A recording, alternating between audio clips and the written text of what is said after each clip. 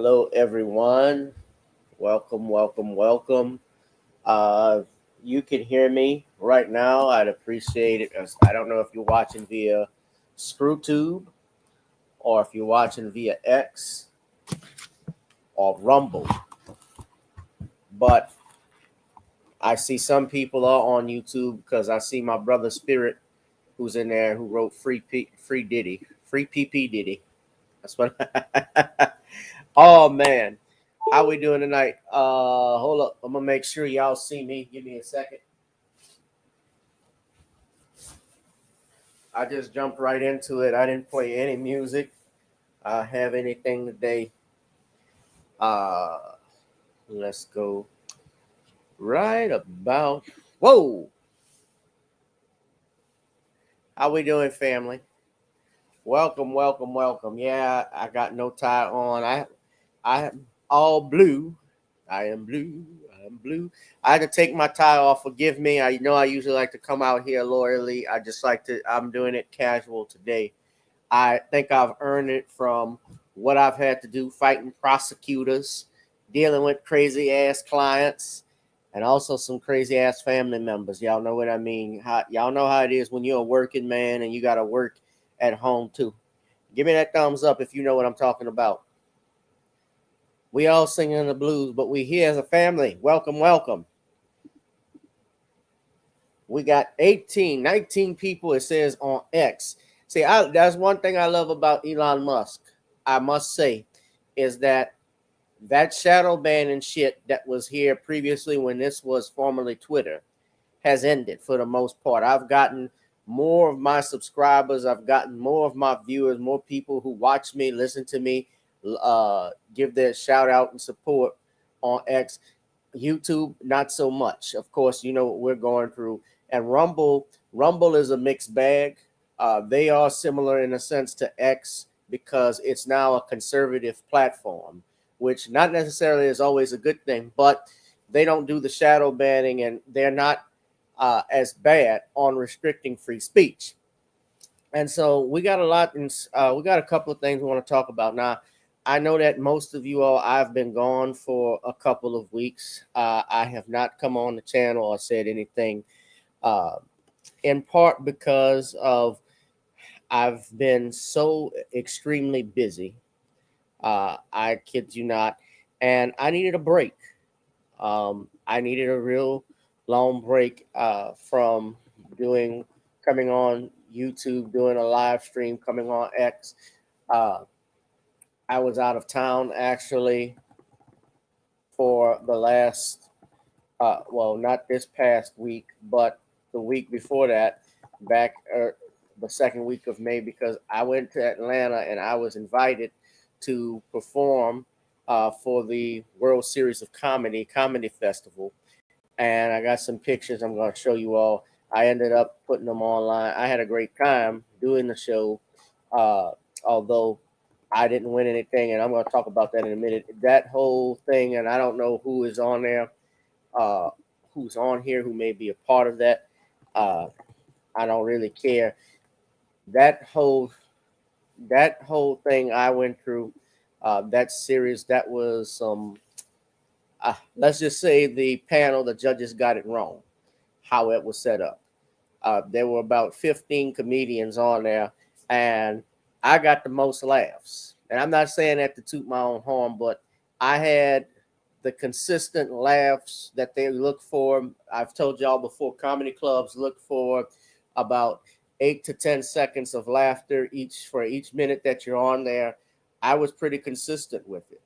There were some other comedians. Of course, I was one of four black comedians, or I should say three, that went up there because there was a black woman from the Carolinas. I'm sorry, I can't forget your name. And there was a brother who was uh,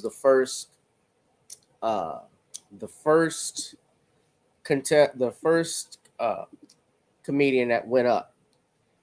That brother, I have their names off the top of my head. I had the list, but I can't remember exactly, y'all. I'm sorry. But that whole World Series of Comedy, man, that was, yeah, I was taken aback by it. But the good news is, for anybody asking, I think this guy was name was Daryl Hearns from Phoenix. But the good news is, ladies and gentlemen, was that, and the sister's name was Kiara Benson.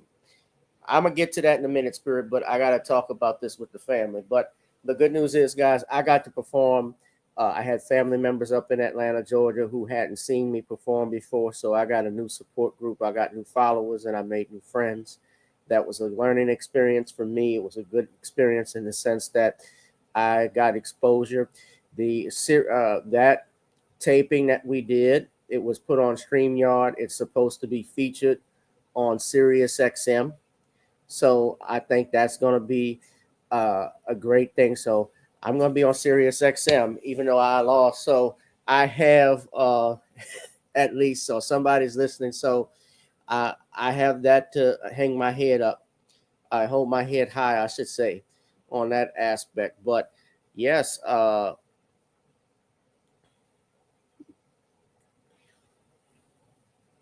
appreciate it, Spirit. We're gonna talk about. I know. Hold your horses. I know you want me to talk about PP Diddy. We're gonna get into it. PP Diddy. PP. PP Diddy. That. Oh, I got a picture.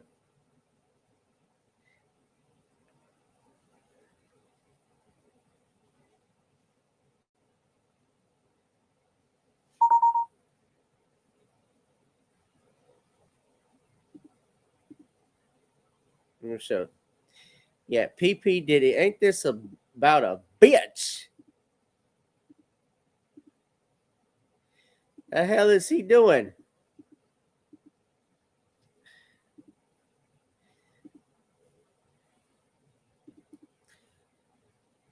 Y'all know he's y'all know he's sick in the head. He something wrong with Diddy. We're gonna get into it. I was on. Shout out to Queen Ahmadiyya Shakur as well. I was on her platform, and why won't so? I'm gonna see if I can. I have this thing open, so I'm still trying to get used to.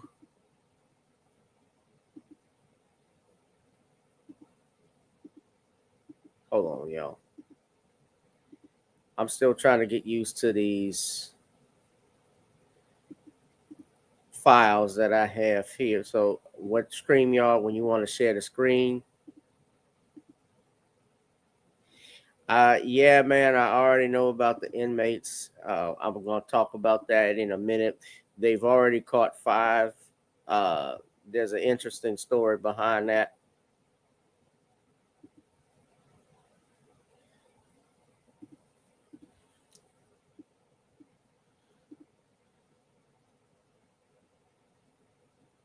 Okay.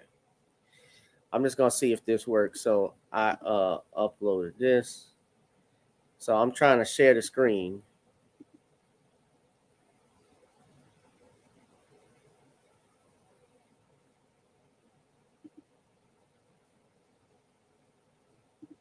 All right, let's see if you. So this is one of the pictures I took. Yeah, that's me at the punchline. So it was afterwards. You could vote on there, and one of the things I noticed with the voting was my name wasn't on there. They had me as the number. I was comedian number 10. Uh, and the funny thing is about that, so people would call me, text me, Gavin, we can't see you, can't see you. My parents were even calling me, and I told them what number to vote for me on. So what happens with that is you can vote for those, but the judges are the ones who had the final decision. So there was a white girl who went up there, and there was, I'm going to tell you who the runners up were. There was an Indian guy. I'm sorry, I can't think of his name, who really killed it. He did a very great job. There was a white guy who went on after me, who actually ended up getting the third runner up. He was right after me, and he had he had bombed actually.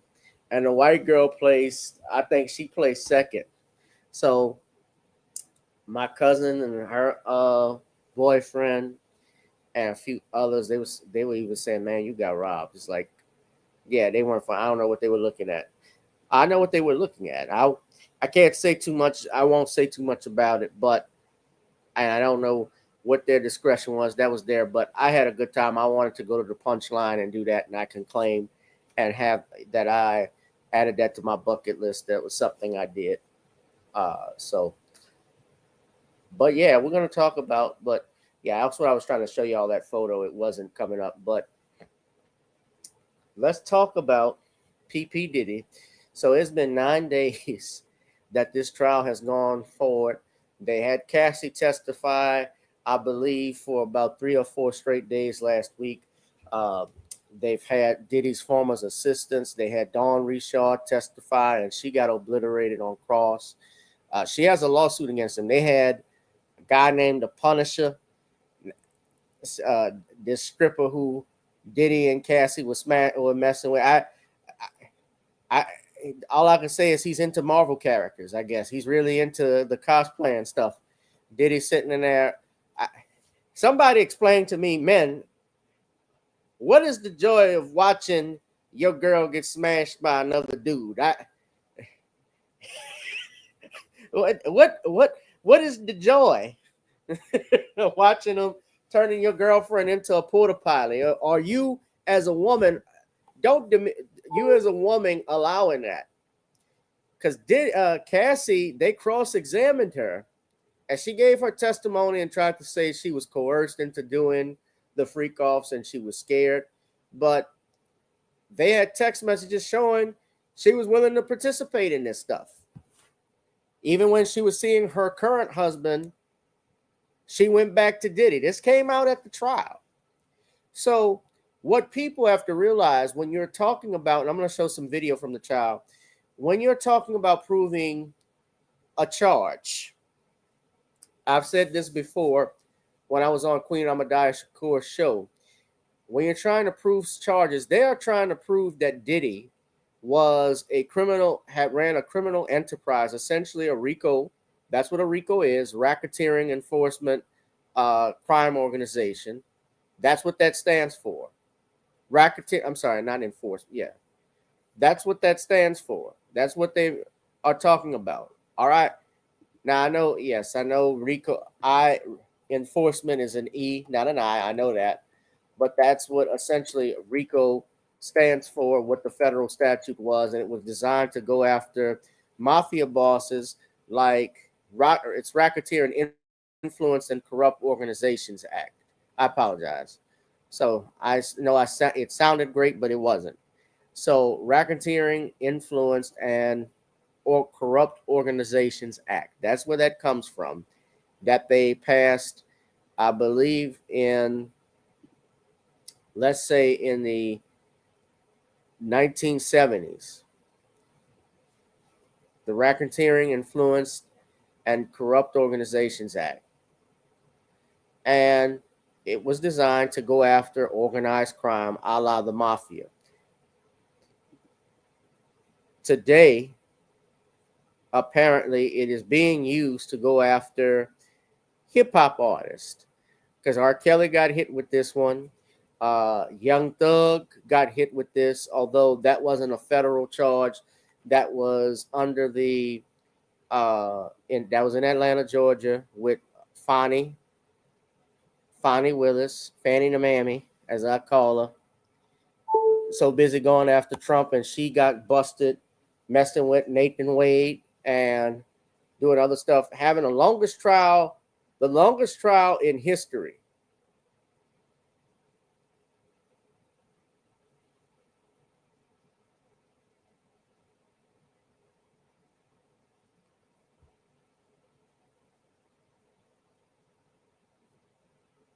The longest trial in history in Atlanta, Georgia, was the state of Georgia versus Youngstoner Life, YSL, in Fulton County. And so now we have it with, of course, the state of R. Kelly. Now you have it with Diddy. Now they have to prove every element of that. So they have to prove that. Now, what is RICO and how do you prove all of that? Of course, they have to prove that there was some type of criminal organization, multiple crimes that were committed over a period of time. Normally, and this is what you do when you Google this, but normally it's over a period of 10 years.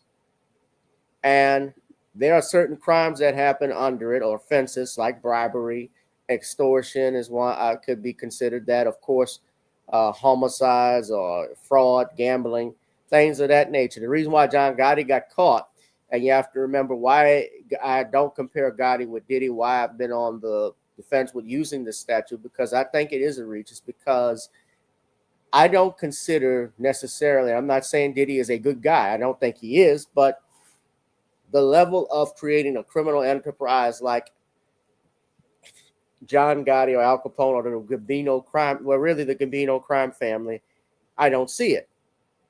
It's not the same thing as BMF, where I guess it was easier to prove that BMF, which you should know that show that's on Stars is about, they were involved in the drug business, and they used and the kingpins on that Big Meech, he and his brother Terry, they were using, or at least Big Meech was, he was actually using, wanted to create a record company, and I believe all of that was a front, and they were able to prove that in court. When John Gotti was brought on trial on RICO and found guilty and did life in prison, they were able to prove that Gotti was the head of a crime family, and Gotti had ordered, the exterminations of certain people. And the reason they were able to prove it because there was no buffer between Sammy the Bull Gravano, who was John Gotti's underboss, and John Gotti. He actually spoke with John Gotti personally and testified as to such the things that went on. So there was no in between. And some things, of course, the trial is still underway. They got other stuff that'll come in, other witnesses that they're going to bring. So it hasn't all been proven yet. But so far, the only thing they have shown is how freaky Diddy is. As of now, some of the witnesses have been, of course, impeached based off their impartiality. The dude who's the Punisher, that was the scripper, he actually, from what I saw, he is writing a book, and he wrote a book on the meat. His meat, if you dig my meaning. Not that I'm bragging on this stuff or interested in, I'm sure it'll be a bestseller. I won't be buying that book, but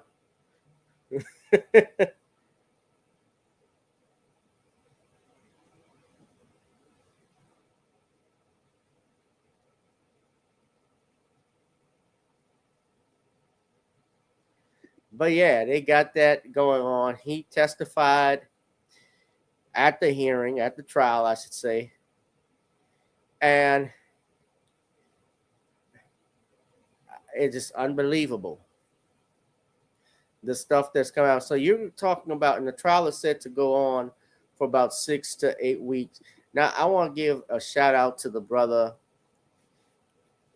brother who did this. There have been a lot of people that have gone up there to the Diddy trial and who have been inside. They've tweeted their results. They've gone on live and given their results in their counting. Well, not their results, but what they have heard and listened to, the testimony that has transpired. Yeah, I only got one person that's watching on YouTube.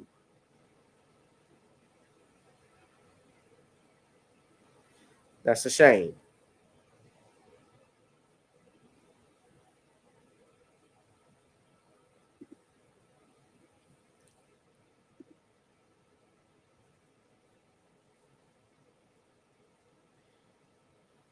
But where was I? So shout out to the brother, the podcast with Soul. So he talked about George Kaplan, who was one of Diddy's assistants who testified, and there was someone else who testified. Yeah, the Punisher testified about the freak offs. So shout out to this brother. I'm going to play a little video about what he had to say and what he observed at the court hearing. So shout out to the podcast with Soul. He said if it was your choice, you wouldn't be here today. George Kaplan says 100% I wouldn't be here. The government forced my hand. Mark Agnifilo says you didn't approach the government and tell the government that you had some information that you could incriminate Puff. He said, no, I did not approach the government. He said the government approached me. So this kid, he loved Puff. This white kid loved Puffy. He looked up to Puffy. He said that working for Puffy was a dream come true, and that his friends used to tell him that he had on the job. It was going to Harvard, getting paid to go to Harvard, working for Puff. He said he learned so much from Puffy in terms of business that he uses it in his life now. You understand? Puffy had a tremendous impact on this kid. He said that Puffy had 3 women in his life that he knew of. Kim Porter, who was a very important figure in Puffy's life, and he had a girlfriend named Cassie, and he had a girlfriend named Gina.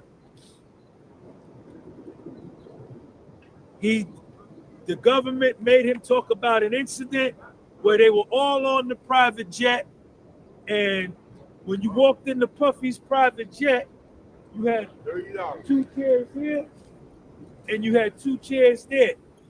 Then when you walked back, it was like a picnic table type chair, a picnic table, and then a couch over here, and then, appreciate you, bro.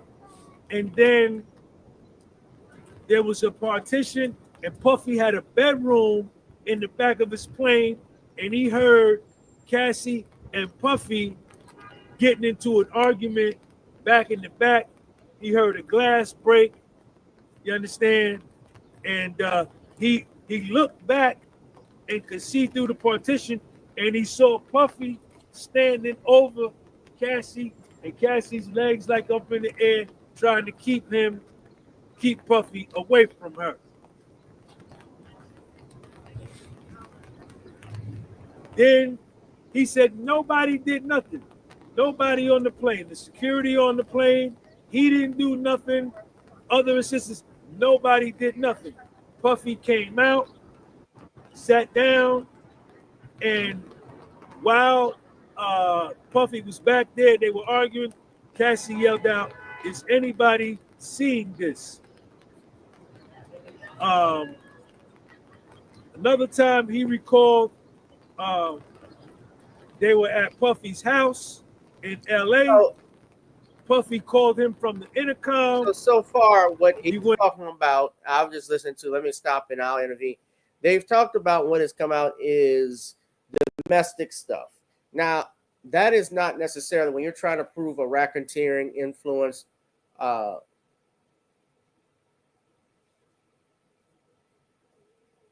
RICO, or let me just say, racketeering influence criminal organization. Corrupt organization. They say corrupt criminal. Domestic violence in and of itself is not an element to that, but they're trying to make, obviously what the government's trying to do to make their case stick is to say that Diddy was this violent person who, which is why they bring it in like the guys who were at the freak offs, the assistants, to show that he had a propensity, I guess, for violence and was using that to coerce people into doing illicit acts. But remember, there's a time period that has to be done of 10 years.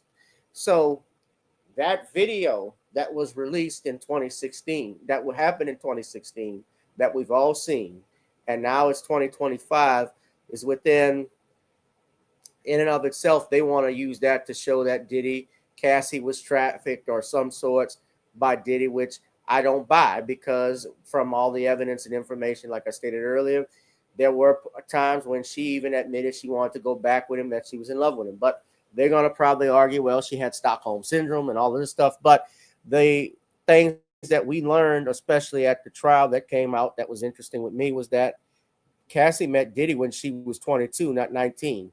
Cassie was dating another music producer before that. And somebody can give me the name of the producer off the top of my head. I can't recall his name. But all of that came up.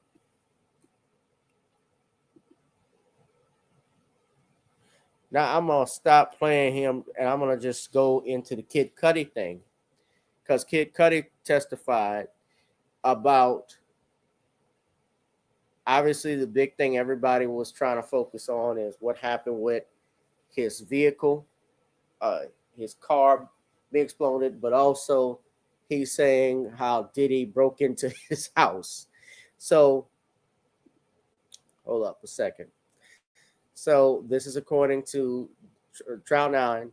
Kid Cudi testifies about the car fire and break-in and super villain meeting with Diddy. So, and I want to say this, Ryan Leslie, thank you, Spirit. It was Ryan Leslie who was Cassie's first boyfriend. Yeah, she was with him, and she said she was 22 when she met Diddy.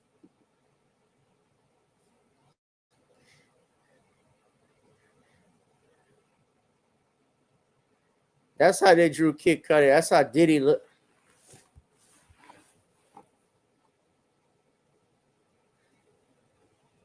They, I don't know if the artist sees them as ugly or they just flat out ugly in real life. Kid Cudi ain't the best looking dude.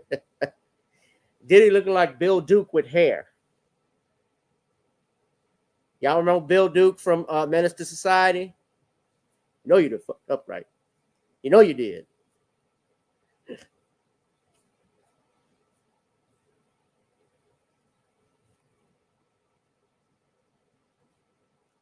So that's George Kaplan, who was given immunity to testify.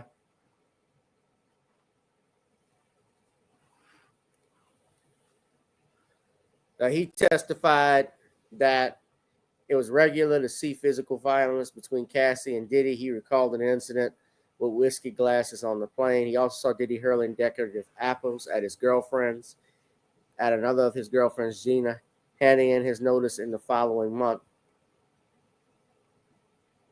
And he said the most incredible thing. Now, here's the thing.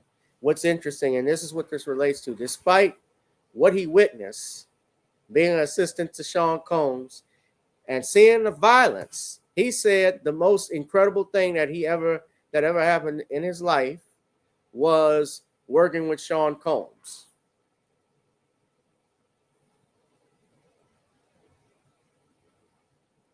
See, these people had no problem working with the man. You saw all of that. You saw what he was about from a personal standpoint, and you still stayed with him. You still worked with him when you saw violence. If this is what a lot of people can't get over. Now, clearly, he could have left at any time. Clearly, he could have reported. He said he was being forced to testify, which I don't doubt. I think Kaplan was the one, and correct me if I'm wrong. Was he the one that actually got? Was he the one busted with cocaine? Was he the Diddy employee that got busted? That got busted?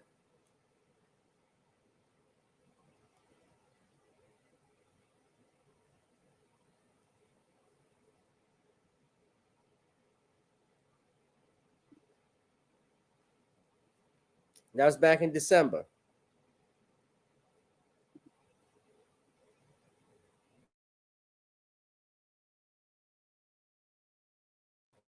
According to that, no, it was a guy by the name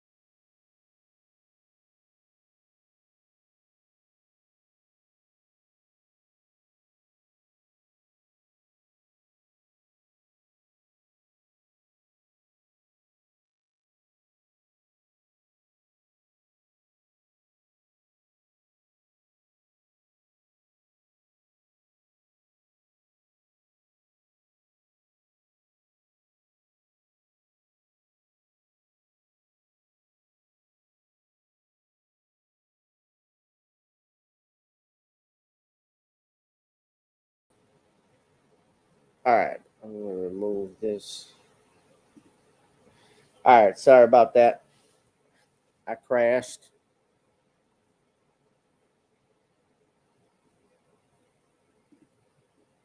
How you doing, Phantom? So Kid Cudi testifies. That was what I was going to get on next. No, George Kaplan was not the George Kaplan wasn't the supposed drug mule. It was Brendan Cap. It was Brendan Paul that got busted, I think, back in December. So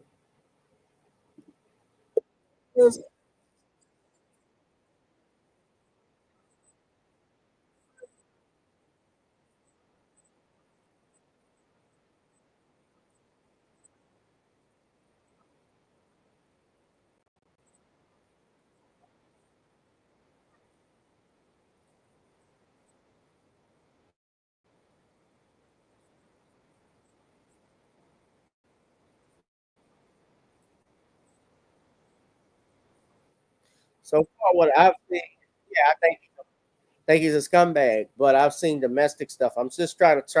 It's a reach for me to try and see this with Rico, but nevertheless, here's more of what they stated.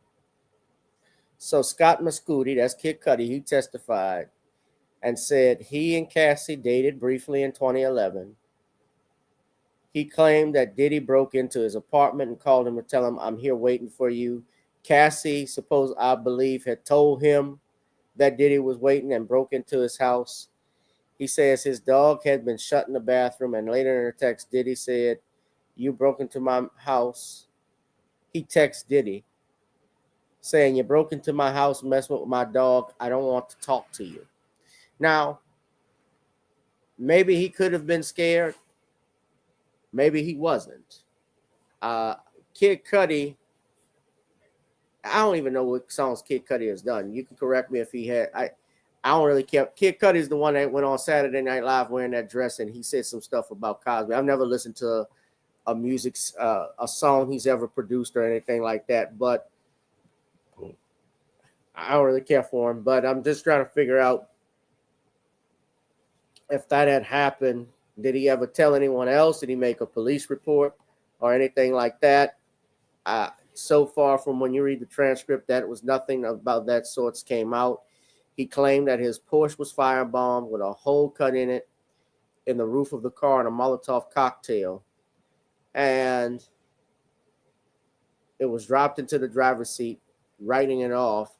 When he later, and he said, "What the F?" because he got the notice from this. Now, this isn't in the breakdown that you're seeing it, but how he was able to find out was a neighbor was there, and during cross-examination, Brian Steele asked him, "Did he take a video or picture? I had cameras of it." And he said, "No, a neighbor took it."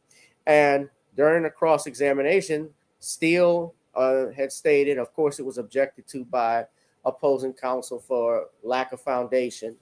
And by opposing counsel, I mean the feds. They said, "Did you know there was female DNA present with the Molotov cocktail?"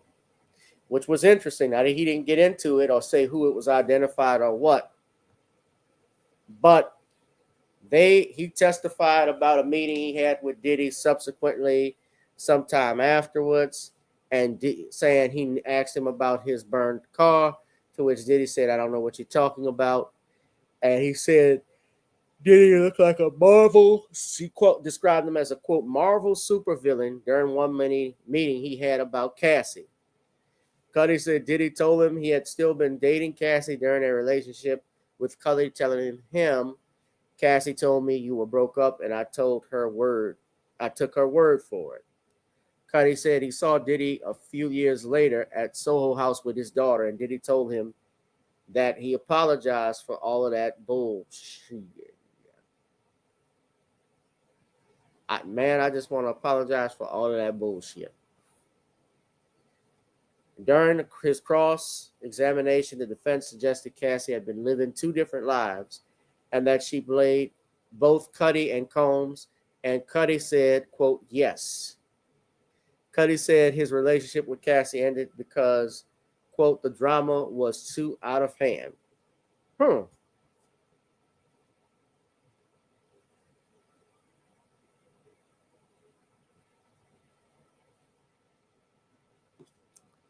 My big thing, I want to see the freak offs videos. What's on there? What exactly they are saying? What are they saying with these freak offs? Who's on there? They mentioned several celebrities, and I'm not going to say that those celebrities were in the freak offs, but Diddy had pills shaped like Tesla. There was stuff with they had dildos and all this stuff, oils everywhere in his hotel room. A pool where you can pee in.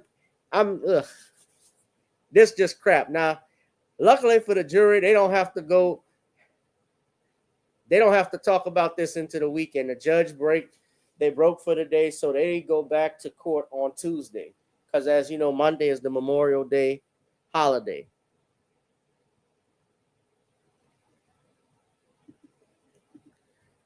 But this is some BS. The Punisher. Yeah, Cassie's mom testified and talked about how there was an extortion attempt where Diddy got 20 grand from her, saying if he didn't release this this was in 2011, guys, he was going to leak the video, which by definition could be, and I can admit that could be considered extortion. But I guess the key with that is the statute of limitations. If it was over 10 years ago, had it prescribed. But they're trying to say Diddy had a history of doing this. This is just why they bring this up or try to get this evidence in. And the defense didn't cross-examine Cassie's mom. Now, interesting enough, she did mention that the $20,000 came back to her after they put up a home equity loan, and he gave it to Diddy. Diddy sent or through, if it wasn't sent to Diddy, it was sent to an account Diddy gave, whatever, the money was sent back to them. So I don't know if he had a change of heart or what, or if this was a loan, because the way it was sounded, and she said it was money that was geared to go to Cassie. It was money that he spent on Cassie's career, supposedly, which record labels, they will front their clients, their artist money. I can say this at times for their career, but it's supposed to be paid back. But they got a lot. They got the Negro from the Game as the one from the Arrowverse from Supergirl. They got the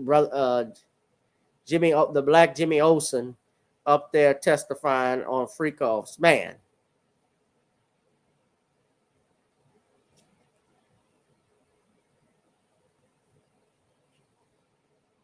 That's him. Tonight with a Pix 11 exclusive out of the Diddy sex trafficking trial. We're hearing directly from one of the escorts that testified today, a man who was introduced to jurors as the Punisher.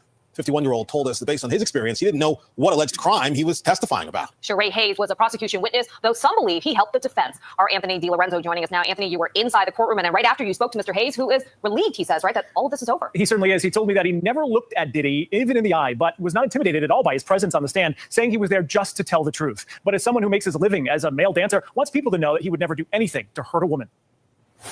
My testimony had no violence and no aggression and no anything. It was really like a surprise to me, to the fact I was even called to testify. Hours after leaving the witness stand, an escort named the Punisher spoke to Pix 11 about his surreal experience on the stand in the Sean Combs trial. Was it intimidating sitting in front of him telling the story? It was not, because the story is honestly what happened. His real name, Sheree Hayes. The 51-year-old has been working in the adult entertainment industry for 30 years and recalls taking a phone call from Cassie Ventura in 2012. Cassie is the one who always handed you the money? Yes. And she's the one who always set this up, except for that one weird text that you got? Exactly. This was his first foray as an escort, but says he would never participate in the so-called freak-offs, and he thought Cassie was being coerced. I literally can't say that any part of my experience gave me any cues that this was a woman in distress. More of a fetish type of scenario. He says Diddy was directing the two, but never aggressively. Now that he knows about the sex trafficking allegations, regrets his participation. I'm just hoping that I'm not viewed as somebody who did something to Cassie or contributed to her experience in a negative way. Also on the stand Tuesday, Ventura's mother, Regina, who showed photos she took of her daughter's alleged physical abuse, and an email from Cassie fearing that Combs would release a sex tape or hurt her if she didn't pay him $20 grand, a sum he later returned. Combs' former personal assistant, David James, also testified how he once accompanied Diddy to confront Suge Knight in California, armed with guns, admitting he later quit because he thought his life was in danger. So back to Mr. Hayes, the Punisher, says he stopped getting calls for freak-offs after failing to satisfy the demands of the job he was paid thousands for, something that he's actually written about in his men's health book without naming names. So it was jam-packed today at court. Anthony, it was really like a wide-ranging and fascinating interview. I'm curious, after you spoke with him, did he weigh in on Diddy's guilt or innocence? So at this point, he says that he really has not read much about what this case is about, hasn't read up on any of the testimony so far, the facts of this case. He doesn't even have a full picture about Sean Combs and the charges against him in this specific case. He didn't really even know what his involvement was until he testified today. So we're going to give you more about this and other testimony. Every day, we're going to dive.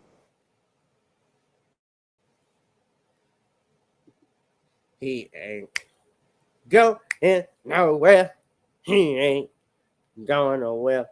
Yeah, so this is something else, y'all. So we're gonna keep monitoring this, but y'all know the main thing, that story. But yeah, the jurors are gonna go home with all of this stuff on their knowledge, and they're taking a break. The judge noted that some of the jurors were falling asleep during the trial today, which is an issue. So he broke and gave them Friday off. So that's going to be interesting. So what do y'all think, ladies and gentlemen, in the case of P. Diddy? And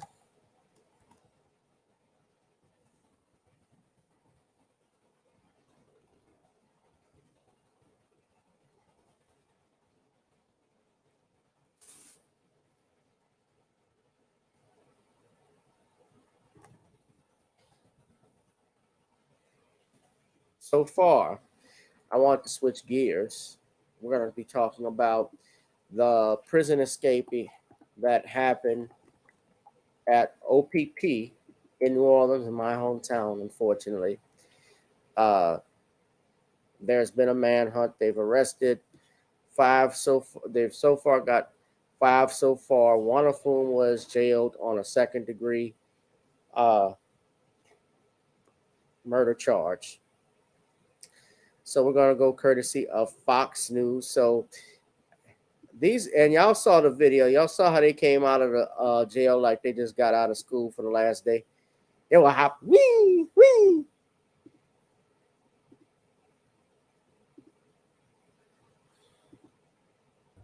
Law enforcement across the area search for the remaining 6 people who escaped from the Orleans Parish Jail Friday. Authorities say the Orleans Justice Center maintenance worker Sterling Williams helped them escape. Williams says one of the escapees, Antoine Massey, threatened to stab him if he didn't help. Now, so they arrested this guy, fair use, by the way, Sterling Williams, on 10 counts of principal to a simple escape, and gave him a $1.1 million bond. I think they tried to transfer him to another facility because I'm sure he knew how to get out of there. They know how to get out of there now. But we're going to finish. Let's continue. The escapees, Antoine Massey, threatened to stab him if he didn't help. Now, a local provider of electronic monitors says that Massey should never have been placed in the general jail population to begin with. Matt Dennis calls Massey an escape artist with a dangerous history, as Rob Masson reports.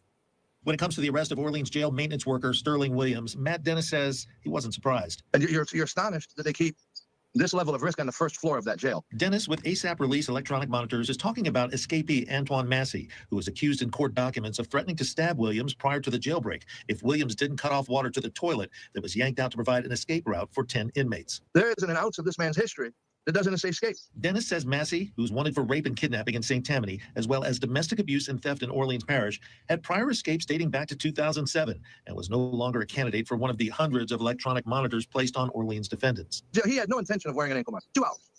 And he cut it off. And we had him in jail pretty quickly. We went and got him. Massey was one of 10 inmates seen jumping off of a back prison loading dock Friday morning, caught on a camera that was not being monitored in real time. For that footage that we've all now seen, where you have the 10 inmates running outside the facility, is there a door sensor there that would alert the command center that that door is now open some kind of alarm that goes off? No, that is not an exit door. As New Orleans City Council members investigate vulnerabilities in the prison security system, Matt Dennis is helping police in trying to locate escapees like Massey. These escapes happened. It was NOPD and state police and U.S. Marshals went instantly into our offender management system and identified the individuals in there that had previously worn ankle monitors. And Matt Dennis says when someone cuts off an ankle monitor, he notifies the public immediately. It took more than 7 hours for the sheriff's office to realize the escape had occurred and notify the public after Friday's escape. By the way, the Orleans Parish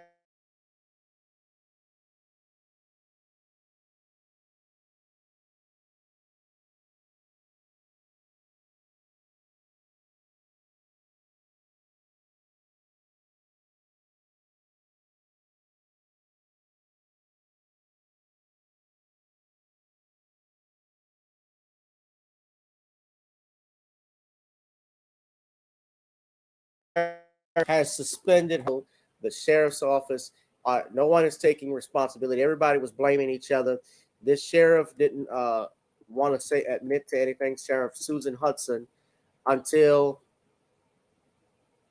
maybe a couple of days later, and formally taking responsibility after that. And now, of course, with the election coming up, that is going to be a blemish, unfortunately, for her on her career.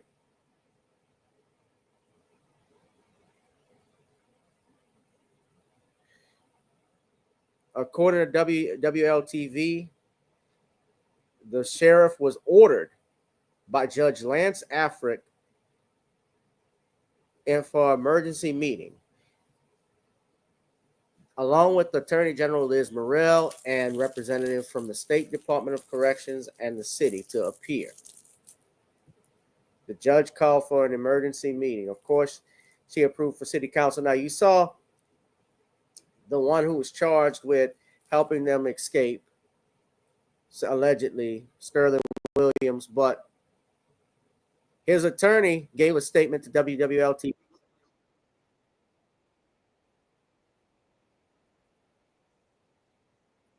So he's saying that the sheriff, and when I saw this, I said, yeah, I don't think they could put all of this on this guy for that. He actually, now everybody's innocent till proven guilty. Of course, we saw the video.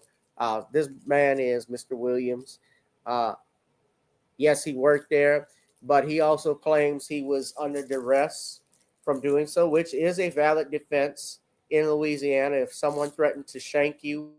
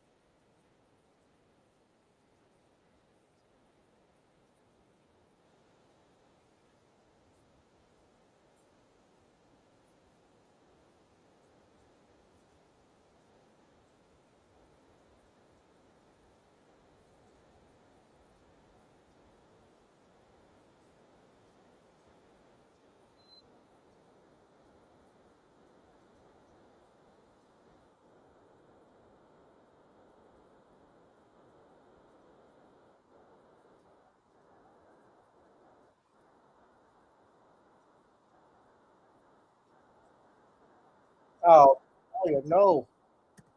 Why would he say? So he doesn't have another defense, at least the one in Louisiana, unless you're saying he wasn't active in all reasonable doubt. But if he's using a direct, you have no duress defense now that you go on WWL saying that that was a mischaracterization. Wow.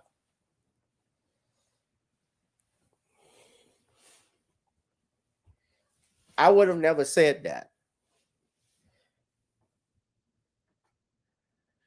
I'd have just stated, look, my client is innocent until proven guilty. There's been a lot of rush to judgment as to who did what. My client, we believe, is a fall guy for this. I wouldn't have said we don't, the duress argument wouldn't make, essentially with what he's doing.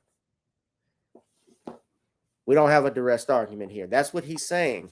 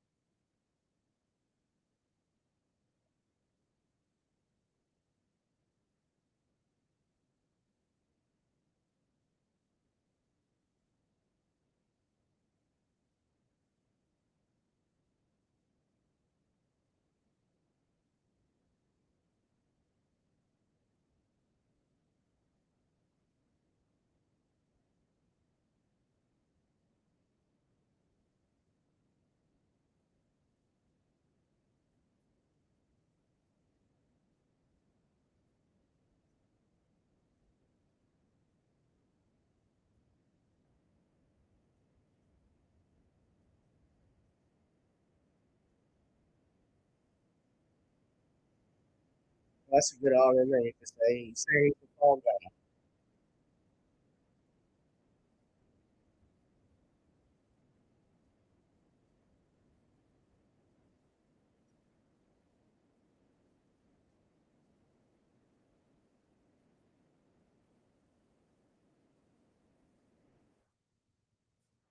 Now they did arrest these two ladies. They caught Corey Boyd, and there's another little part I want to bring to this too. Yeah,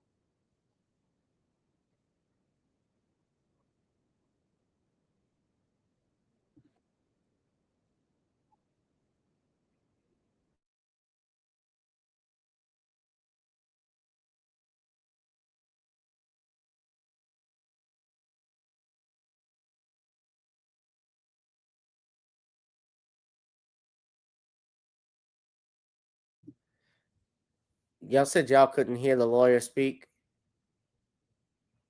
Was I muted? It looks like I was muted, but y'all couldn't hear the lawyer previously. I'll go back and play it in a second after this video. But I think that lawyer has a good. I didn't like the fact that he did remove the arrest argument, but essentially he's stating that the sheriff is the one at fault for this.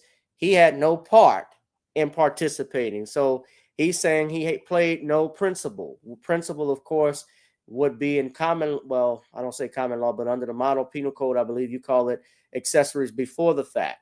So people who have to be accessories before the fact tend to have to aid in the commission of a crime in some way, shape, or form, but you have to be able to prove that he knew about it or had knowledge of it in some way, shape, or form, and that he was was a willing participant. That's even if he wasn't the one escaping, which he isn't.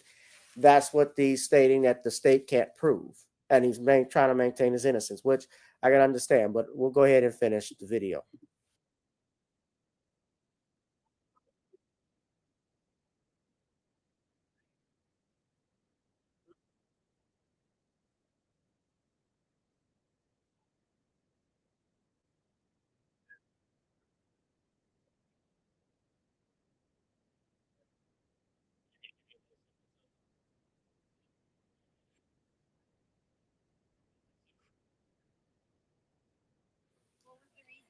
Now, Derek Groves, that gentleman on the right, Derek Groves is a very interesting person.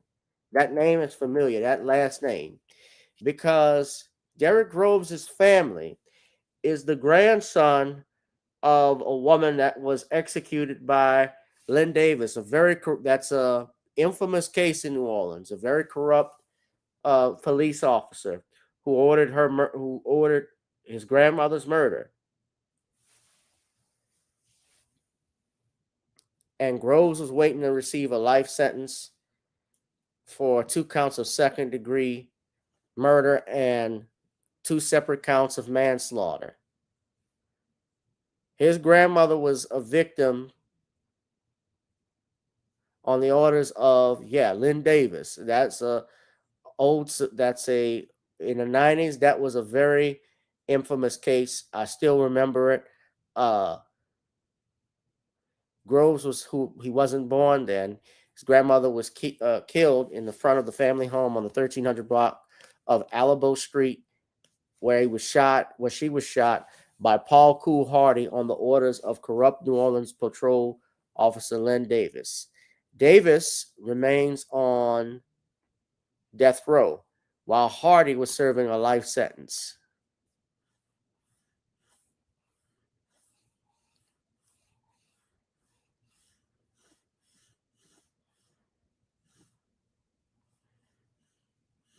And this is a child of the community. A lot of people were shocked to know that he was being charged and convicted of murder himself.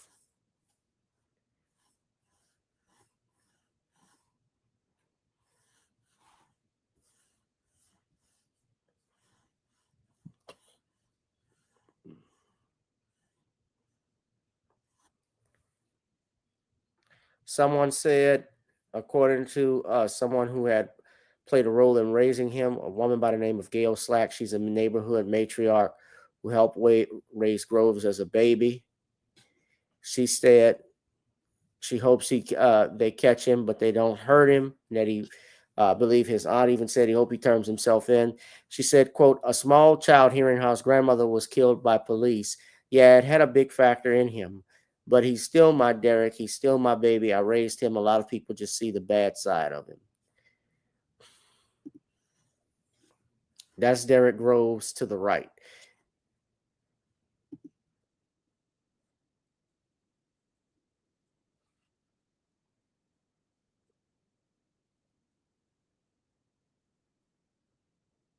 Look at this.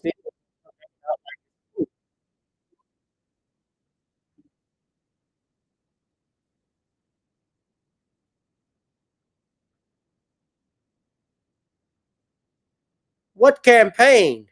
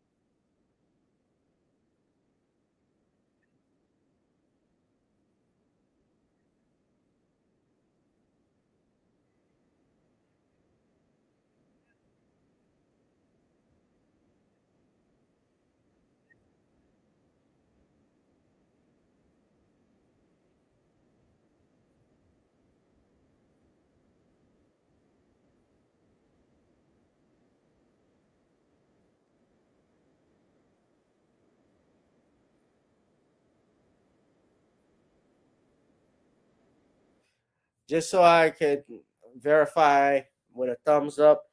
Spirit, you mentioned it. Can you hear the lawyer? I'm going to keep playing it.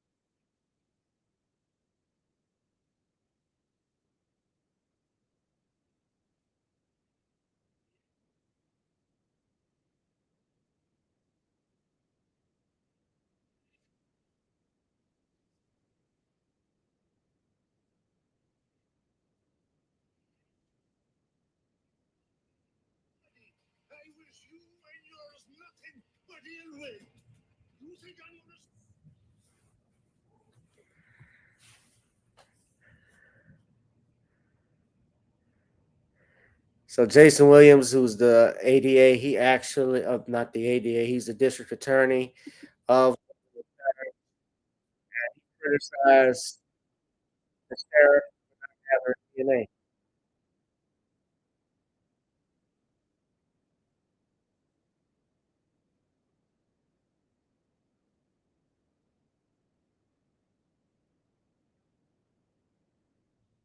Okay, so somebody says there's no sound. And I can clearly hear the video, so I don't know what's going on. Why no one can hear it.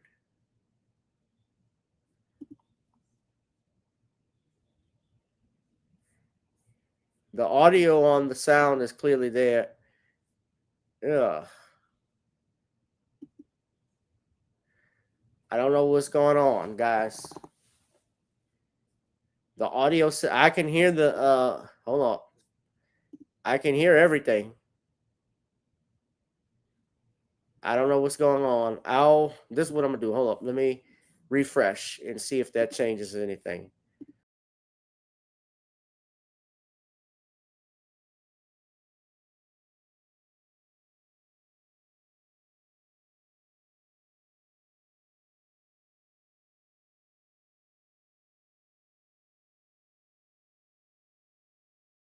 I gave the order. But you know how hard Harry and I have been working to keep the peace. Your mother didn't give the order. It was me.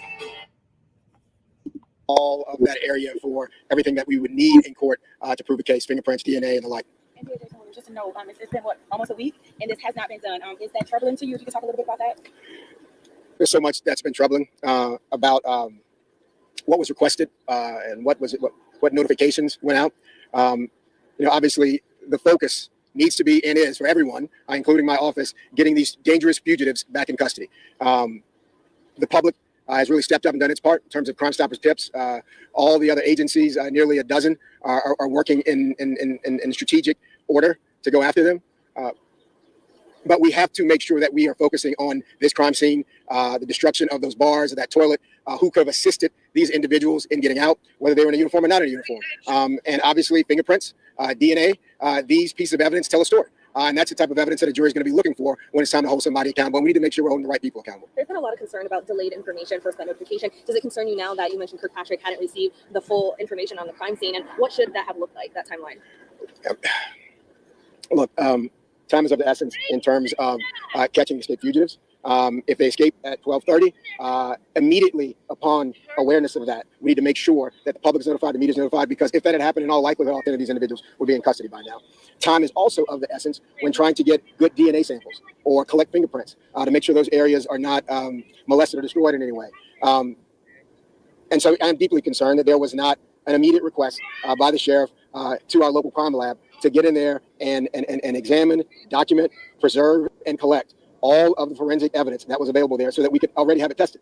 We've also asked, we sent letters out to the sheriff asking that after the breakout, and I know everybody's seen the video, the fact that there's been no, and I backed out of this, the fact that there's been no basically crime scene forensics that have been done, any forensics that have been done that would help the district attorney's office, basically fingerprints analysis, DNA, things of that nature, because even though we saw the videos and we know who escaped, That's just added information that they have that's common because you have to authenticate who these individuals are, which is why they need it. And he's obviously upset that it hadn't been done, so their office had to go over there and send it, is what he's stating. That she and all members of the Orleans Parish Sheriff's Office and any maintenance workers or crew members submit to voluntary samples of DNA and provide fingerprints so that they can be included or excluded from this investigation. The faster we get those things, the faster we can process this and figure out who may have touched something, been in that corridor. That can tell us a lot. Hopefully we get some support and voluntary compliance from that letter. Yeah, would you please talk about the subpoenas? I have a question. One moment. Mr. Williams, with all due respect, it's day 7 now of this manhunt. Why now are you concerned about the sheriff's office response? I'm not. That's why I'm here. I mean, DAs typically aren't at crime scenes ordering fingerprint testing.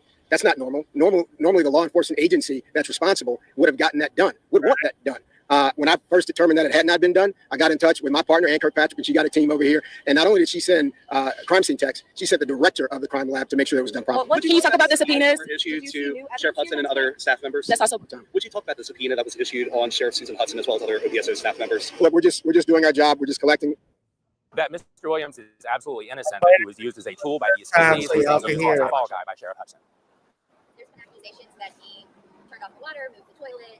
What would you say to these accusations? Well, first off, him turning off the water is not an accusation. It's a fact. We readily admit that. He is the jail plumber. There was an overflowing toilet in what he tells me was a handicap stall that should not have been in use. Nevertheless, was open, and this toilet apparatus was clogged and spilling out into the floor. He was told by a deputy there was no work order. He asked, and the deputy convinced him that as he was there, could he just look at it?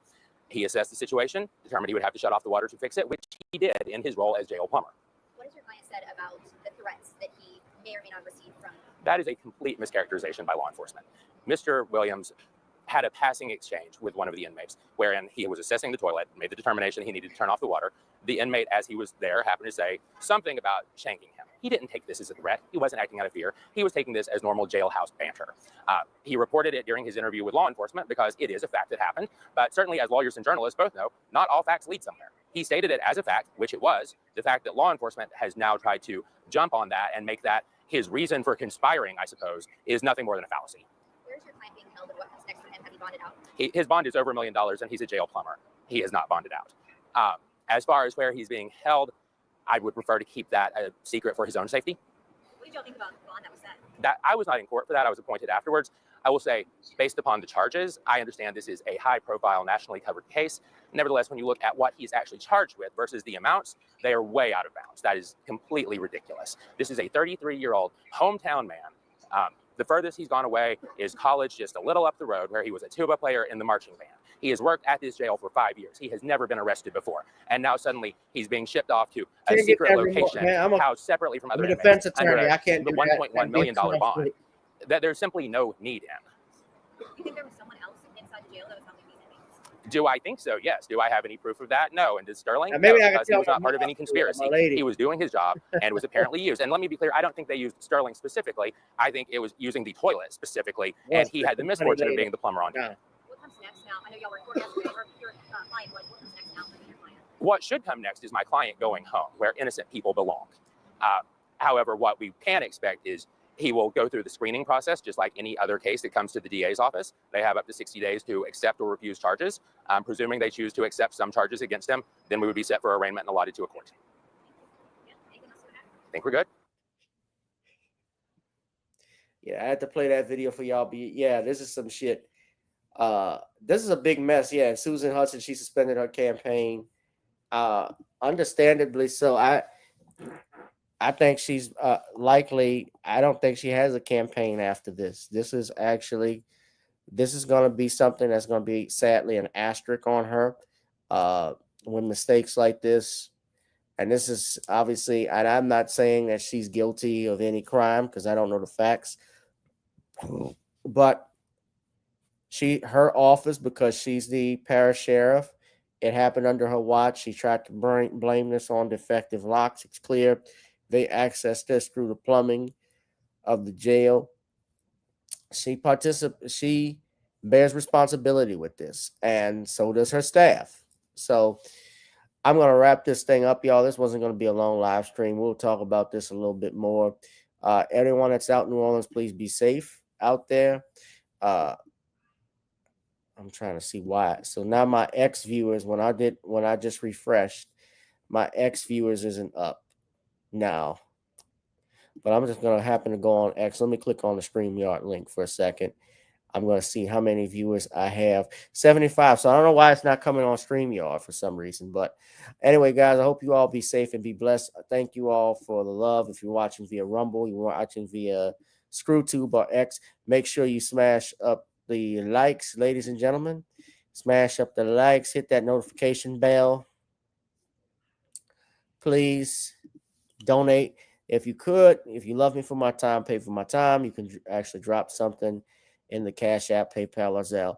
All right, y'all, be one, be safe, and be blessed out there. It's real. The streets are talking. I'll holla. Peace. Whoever you are, wherever you are, hope you are blessed and doing safe. Ladies and gentlemen, greetings, family. Of course, I'm tuning in. You see me without the glasses off today. But if you're looking for some opportunities, particular advertisement opportunities, then look no further at the link at the bottom to my email address. You can hit me up for advertisement opportunities. We are supporting and promoting your businesses here on this channel. You can also, if you would like to donate and subscribe to our Patreon, a link is at the bottom as well. So you have multiple ways in which you can advertise with the platform by emailing me when we go on do our live stream. You also have access to premium content, those that want to see premium content that you will not find here on YouTube or Facebook or Twitter, as I am suspended probably by now.